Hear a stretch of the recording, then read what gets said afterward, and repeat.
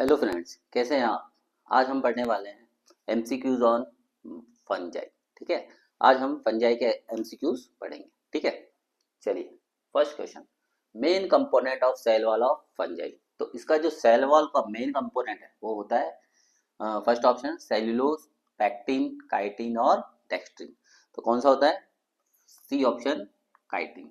ठीक है, next, fungi show a sexual reproduction by all of the following kind of spores except, यानी कि ये जितने भी स्पोर्स हैं इन इनमें से ऐसा कौन सा स्पोर है जो फंजाई एसेक्सुअल रिप्रोडक्शन नहीं करती है? फर्स्ट, कोनिडिया, स्पोर्स, स्पोरेंजियोस्पोर्स, जू स्पोर्स। ठीक है, तो हमने जब ये इसका एसेक्सुअल रिप्रोडक्शन पढ़ा था तो उसमें क्या पढ़ा था हमने कि इसमें जो एसेक्सुअल रिप्रोडक्शन है वो कई तरह के स्पोर्स होते हैं। एक होता है कोनिडिया, एक होता है स्पोरेंजियो स्पोर्स।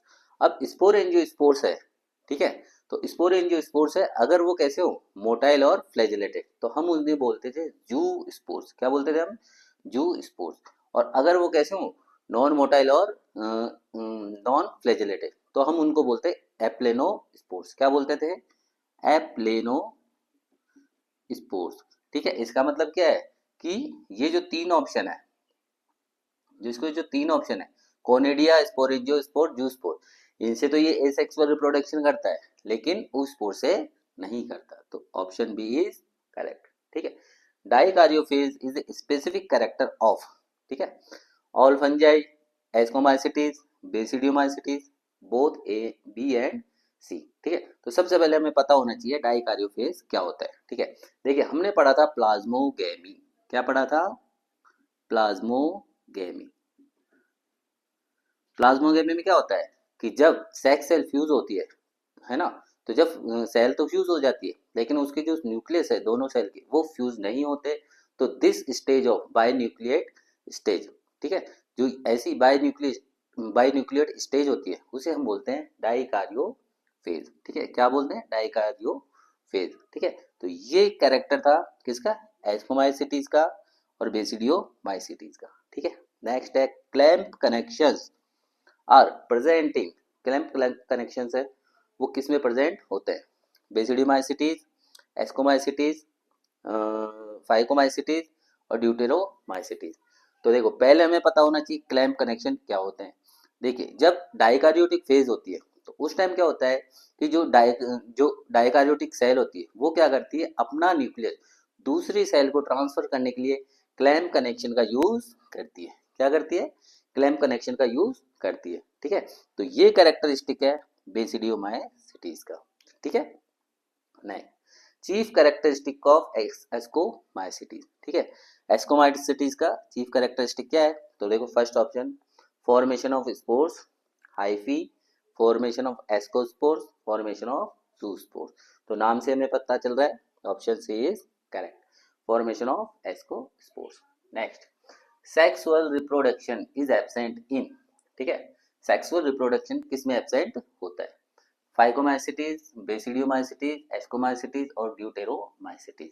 ठीक है, तो जब हमने इसका टेबल पढ़ा था, जो क्लासिफिकेशन ऑफ फंजाई का टेबल पढ़ा था, तो इसमें जो सेक्सुअल रिप्रोडक्शन है, ठीक है, तो फाइकोमाइसिटीज में भी था, बेसिडियोमाइसिटीज में भी था और एस्कोमाइसिटीज में भी था। ठीक है, किसी में सोमेटोगेमी था, किसी में स्पर्मेटाइजेशन था। ठीक है, लेकिन ड्यूटेरोमाइसिटीज में सेक्सुअल रिप्रोडक्शन अभी तक पता नहीं था, यानी इसमें क्या था कि सेक्सुअल रिप्रोडक्शन एब्सेंट था। और हमने ये भी बताया था कि अगर इसका पता चलेगा तो या तो सेक्सुअल ड्यूटेरोमाइसिटीज है वो उसको किसमें, या तो एस्कोमाइसिटीज में शिफ्ट कर दिया जाएगा या बेसिडियोमाइसिटीज में शिफ्ट कर दिया जाएगा। द फंगस विदाउट माइसीलियम, ऐसा फंगस जो विदाउट माइसीलियम है कौन सा होगा? फाइटोप्थेरा, फाइटोप्थोरा, राइजोपस, सैक्रोमाइसिस या एल्ब्यूको। ठीक है, तो इसका ऑप्शन होना चाहिए सैक्रोमाइसिस। और जो सैक्रोमाइसिस है इसका एक यूज भी होता है, जो बेकरी इंडस्ट्रीज है, बेकरी इंडस्ट्रीज में वहां पर जो सैक्रोमाइसिस है इसका इसका यूज एल्कोहल बनाने के लिए काम में लिया जाता है। और सैक्रोमाइसिस इसको जो बेकर्स यीस्ट या ब्रूअर्स यीस्ट भी कहा जाता है। क्या कहा जाता है इसको? Baker's baker's yeast. या ब्रियोर्स या यीस्ट भी कहा जाता है। सेलेक्ट द इनकरेक्ट मैच, इनमें से कौन सा मैच इनकरेक्ट है? ठीक है, morels and truffles phycomycetes, puffballs and toadstool basidiomycetes, early blight of potato Alternaria solani, या late blight of potato Phytophthora infestans.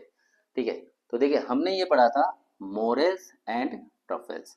ठीक है, जो मोरेल्स एंड ट्रफल्स है वो कैसे होते हैं? एडिबल मेंबर्स होते हैं, किसके? एस्कोमाइसिटीज के। जो मोरेल्स एंड ट्रफल्स हैं वो जो एडिबल है, ठीक है, और डेलिकेशियस मेंबर्स हैं वो किसके? डेलिकेशियस होते हैं। जो मेंबर्स हैं वो किसके होते हैं? एस्कोमाइसिटीज का। इसका मतलब ये ऑप्शन क्या है? इनकरेक्ट। इसका मतलब ऑप्शन ए सही है। दी वंडर ड्रग पेनिसिलिन, ठीक है, सबने सुना होगा पेनिसिलिन के बारे में, is extracted from penicillium that belongs to. जो पेनिसिलिन है पेनिसिलियम से एक्सट्रैक्ट होता है, निकाला जाता है, और ये किसको बिलोंग करता है? First option ascomycete, phycomycete, basidiomycete, deuteromycete. ठीक है, तो देखिए सबसे पहले बात करते हैं पेनिसिलिन। पेनिसिलिन क्या है? फर्स्ट एंटीबायोटिक ड्रग है जो किसने खोजी थी? Alexander Fleming. किसने खोजी थी? Alexander Fleming. ठीक ना, किसमें से निकाला था उन्होंने? जो पेनिसिलियम नोटेटम था उसके अंदर से उन्होंने पेनिसिलिन है एंटीबायोटिक, उसकी डिस्कवरी करी थी। और इसी के लिए जो एलेक्जेंडर फ्लेमिंग है उनको नोबेल प्राइज से भी नवाजा गया था। तो इसका ऑप्शन है एस्कोमाइसिटीज। ठीक है, क्या होगा इसका ऑप्शन? पेनिसिलियम किसको बिलोंग करती है? एस्कोमाइसिटीज का। Last one coenocytic mycelium, coenocytic. ठीक है, देखिए हमने जब इसका क्लासिफिकेशन पढ़ा था, ठीक है, तो हमने इसमें जो माइसिलियम जो पोर्शन पढ़ा था उसमें देखो क्या पढ़ा था? फैकोमाइसिटीज, उसमें क्या था? माइसिलियम सिनोसाइटिक और एसेप्टेट। बाकी जितनी भी तीनों क्लासेस थी बेसिडियोमाइसिटीज, एस्कोमाइसिटीज और ड्यूटेरोमाइसिटीज, तीनों में ही माइसिलियम था ब्रांच और सेप्टेट। ठीक है, तो uninucleate septate, multinucleate septate, multinucleate aseptate, both B and C. ठीक है, तो इसका ऑप्शन होगा मल्टीन्यूक्लिएट ए सेप्टेट।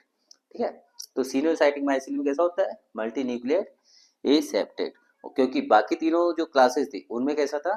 सेप्टेट और ब्रांच। ठीक है, तो ये था हमारा आज का टॉपिक। मैं एमसीक्यूज ऑन फंजाई। देखिए हम कोई भी टॉपिक पढ़ते हैं, मैं बार बार कहता हूँ, जब भी हम कोई भी टॉपिक पढ़े तो हमें उसके क्वेश्चन आंसर, है ना, हमेशा सॉल्व करने चाहिए। उससे हमारा टॉपिक भी क्लियर होगा और हमारी जो क्वेश्चन आंसर सॉल्व करने की एबिलिटी है वो भी इम्प्रूव होगी, और हमारा जो टाइम मैनेजमेंट है वो भी अच्छे से होगा। ठीक है, तो thank you, have a nice day. I hope आज का लेक्चर आपको अच्छा लगा होगा। Thank you, have a nice day.